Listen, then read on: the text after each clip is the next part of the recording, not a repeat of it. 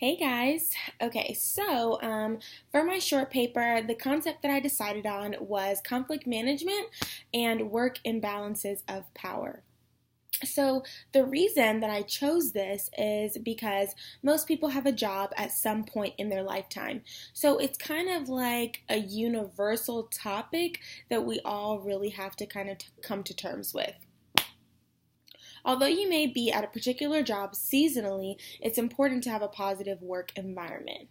Inevitably, when you work with people, there will eventually be conflict, and it's just important to know how to deal with it in the best way possible, especially if it involves a manager or somebody who you're supervising, because then things get even more sticky. The page numbers in our book that discuss this are 13 and 15, where it talks about conflict in the workplace, and then 324 when it specifically goes into imbalances of power.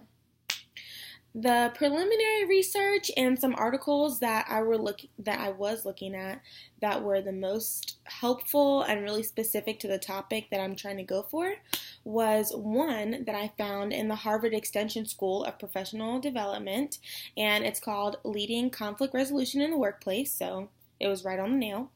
And then also a journal that was published in the U.S. National Institutes of Health National Library of Medicine.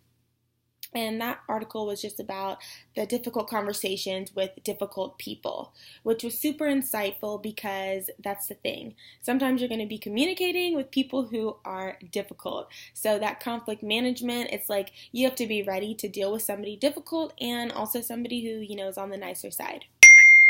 As far as my personal experiences, with this, I just feel like the workplace is kind of the toughest area to have effective communication.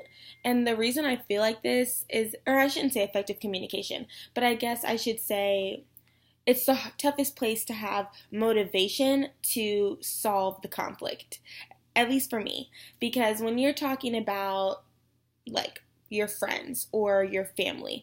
You love those people, you care about those people. So if they hurt you or they get on your nerves, it's like, hey, that's my sister, she's my blood, I have to forgive her eventually. Or this is my best friend. So even though she's annoying me today, she's probably done 100 other things that have been good.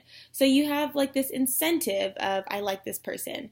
Versus with me in the workplace, when there's been a problem with somebody, it's usually somebody who I don't really know that well. So we don't have a relationship, we don't have any rapport. I'm not their biggest fan and they're not mine. Or again, it's like a supervisor who it's like, it's kind of weird. It's kind of weird and it's difficult to know where to start because you want to be professional and not emotional, but if your feelings are hurt, then it is an emotion and it's all mixed up. So this is something that I really want to research and study so that I can just kind of help myself in my daily life moving forward with different jobs and working with people, even on committees, volunteer work. I mean, you're just always kind of working with people in different capacities that you don't know.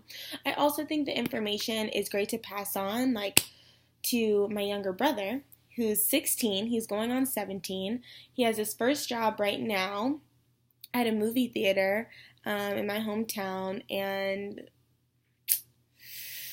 his conflict resolution skills are crap, and I just feel like, okay, they're only going to get worse if he's not intentional and if he doesn't get those how-tos of this is how you communicate effectively and properly when you're having a problem. So yeah. Moving forward, because I want to communicate better with my peers, I just want to have the strategies that are discussed in the modules that we went over because I feel like getting those down packed, I can resolve conflicts quicker. Yeah.